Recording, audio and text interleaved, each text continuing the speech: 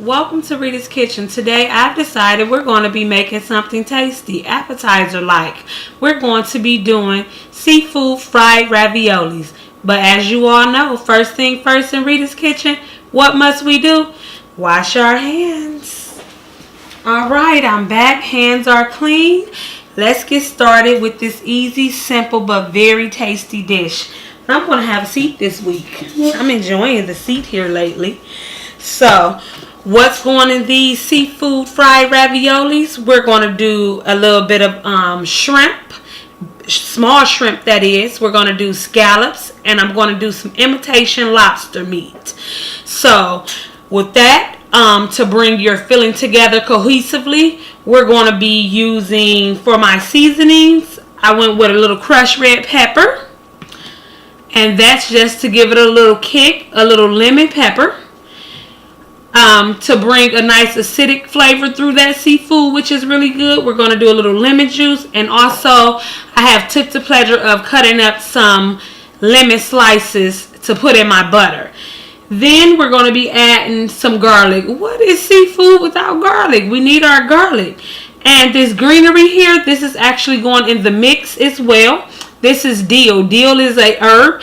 It's really, really good for your seafoods. A lot of people use it for their clam. I like to use it on all my seafoods if that's the way I'm feeling that day. Now, to bring this filling together, that's going to make it a nice little moist taste to your palate. We're going to use some room temperature cream cheese. For this amount, we're actually only using about 2 ounces of cream cheese, Philadelphia brand. You can use whatever brand you like. We're also going to be using an Italian style blend of cheese to bring that mix together really well for our fried raviolis. So we'll get to the point of what type of wrappers we're using and everything in a sec. But we're going to go ahead and get started with this seafood so we can saute it off and start our mix so it could cool, so we could go ahead and put it in our shells. So first thing you want to do is make sure you have your shrimp, your scallops, and your imitation lobster meat. Have you a nice clean cutting board with a knife ready to chop. So we're going to go ahead and get started on that mix. And the first thing you want to do for your filling is actually dice your seafood down into small little pieces, because you want it to be small enough to actually fit inside of the ravioli shells. So you just want to get a nice little chop on it, and that's actually way too big, so you want to just keep going. And actually, as you guys see, the more I chop it down, the more the mix grow. This is probably enough to do anywhere from 12 to 20 of the seafood raviolis. That's what you're looking for.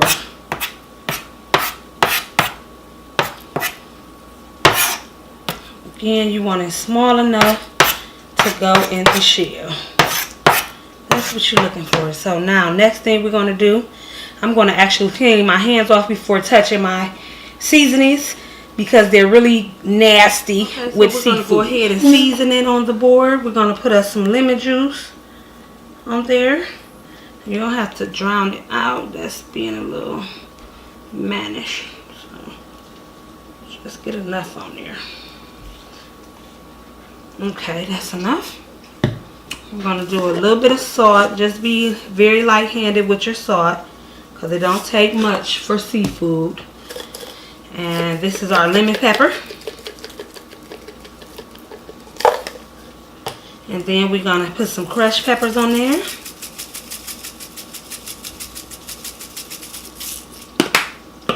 Then we're going to put a little spoon of the minced garlic. Actually, we're going to get some of that juice out of there. And then we're just going to mix that around and get ready to go over to our cooking station, where I have already preheated my skillet and it's hot waiting on me, so we can go ahead and saute this seafood and add our other components. Remember earlier in our video I told you I put me some lemon slices in my butter, And that's what I did. I just wanted to infuse that butter with some lemon. And that'd be a great little garnish for my plating. And now, so my butter is hot, I'm going to go ahead and put our seafood in there. And you don't have to overcook it because you know it don't take seafood long. So it's literally probably going to take maybe 3 minutes, 3 to 5 minutes, making sure that your skillet is hot. You don't want it to get all rubbery. That's the thing about seafood. It could be tricky. So make sure you don't overcook it. So we're going to let that stand for about, again, 3 to 5 minutes. This is what you're looking for. That seafood looks very nice. And now we're going to go ahead and add our room temperature cream cheese. And that cream cheese is going to tie it all together. And if you want more cream cheese, feel free to. Which I might add a little more because it made more of the mix than I was expecting. But we're going to go ahead and take this off the eye of the stove and begin to let it cool so we can add our cheese and our fresh dill. And we're going to add again a little more cream cheese. You guys will see how this is going to come together once it cools. Okay, so our filling is done. I've mixed it with our cream cheese, allowed it to actually cool for a minimum of 15 minutes. And now we're going to go ahead and add that Italian blend cheese and some fresh dill.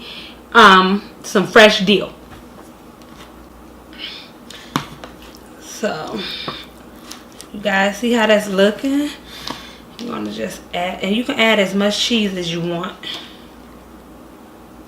It's totally up to you. You know, we have a lot of cheese lovers out there. And make sure when doing your filling, you want it to be pretty stiff. Not stiff where it's not movable, but stiff where it's not runny.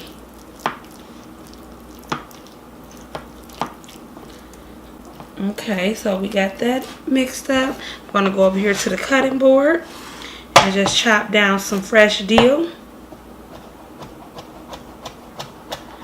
It don't have to be perfect. You just want to chop it down to mix in the mix.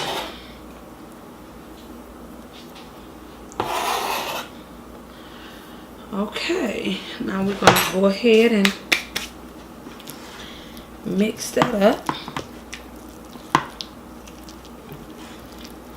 And it's not your traditional ravioli. First of all, it's fried, and it's not like it's going to be served with marinara. No, we're serving it up with a cocktail sauce. It is seafood, right? Okay, so that's what you're looking for as far as your mix go. So now what we're going to get started on is actually doing these triangular shaped raviolis. So we went with a wonton wrapper. You can find it at a Walmart, any grocery store near you.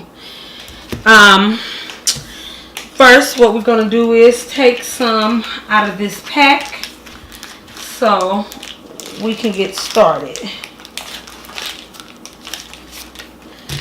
If you don't want to fry them, you can also steam them and add some sauce or something over the top of it, like a marinara or Alfredo. It's totally up to you.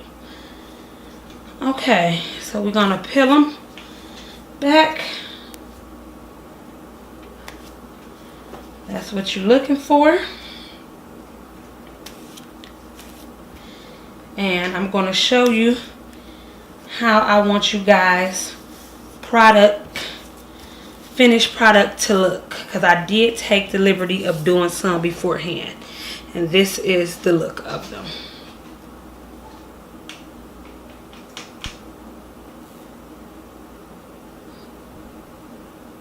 As you see, nice rigid edges. We'll get to that in a sec. So we're going to set that to the side.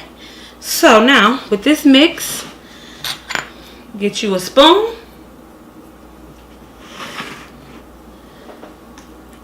And do a nice amount smack dead in the middle of that wonton shell.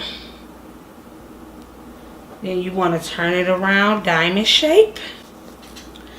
And before closing it, what you want to do, you want to take you a brush, dip it and use some egg wash.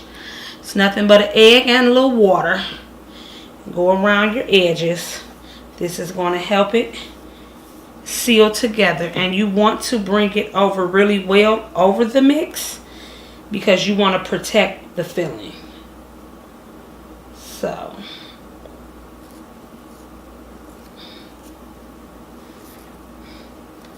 you want to seal it in, and that actually looks really good.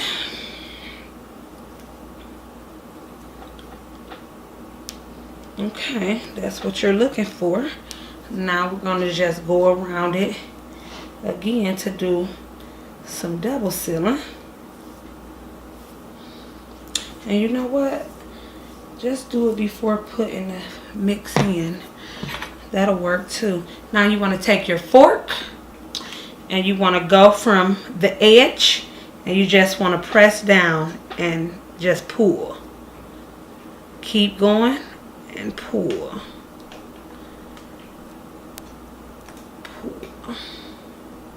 I put a little much in there, so that one is a little goozy, so the next one will be better.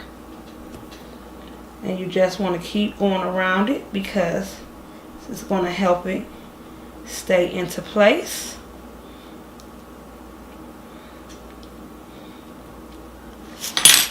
And that looks beautiful. That's what you're looking for.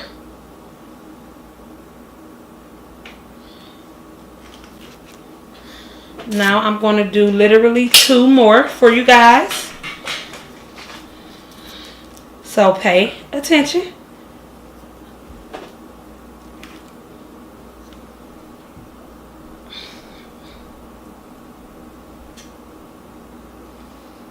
That's enough. You want to go ahead, make sure you seal your filling in really good. Take your fork. Oops, sorry about that. If you want to make sure that it's really, really sealed good, just take a little more of that egg wash. Okay. So now I've showed you guys, but you know what? I want to show you guys another way you can actually do a traditional ravioli that's bigger. So take your shell again. We'll work with that in a minute. You can do it either way you want. Smack dab in the middle. Put a little bit more in there than those because I'm actually going to put a shell over the top. So I'm going to go ahead, do them edges. And these will be really great for a pasta dish, for a sauce over them. I mean, look how big they are. Serve like maybe 4 for the portion size. Alrighty, so now what we're going to get ready to do, we're actually going to get ready to go over to the cooking station and go ahead and fry these. I have my skillet preheated. I'll wait on you guys. Okay, so I have allowed my oil to get all the way hot, and I have about maybe 2 inches of oil in my skillet. Now if you're doing for a big party, go ahead and pull out the deep fryer. Let these flip, and these do not take long because we just want them to get golden brown on each side. And I'm going to let the camera guy come on in to show you guys it don't take long.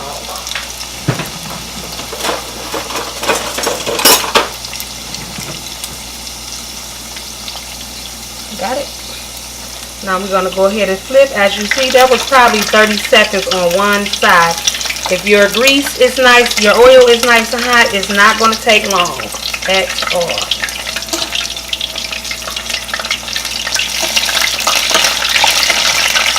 nice they look. They look very nice. While that side is doing, I'm getting my plate. Getting me some paper towels to catch that grease. Because you guys know I don't like anything greasy. That's what you're looking for. Seafood fried ravioli. Voila.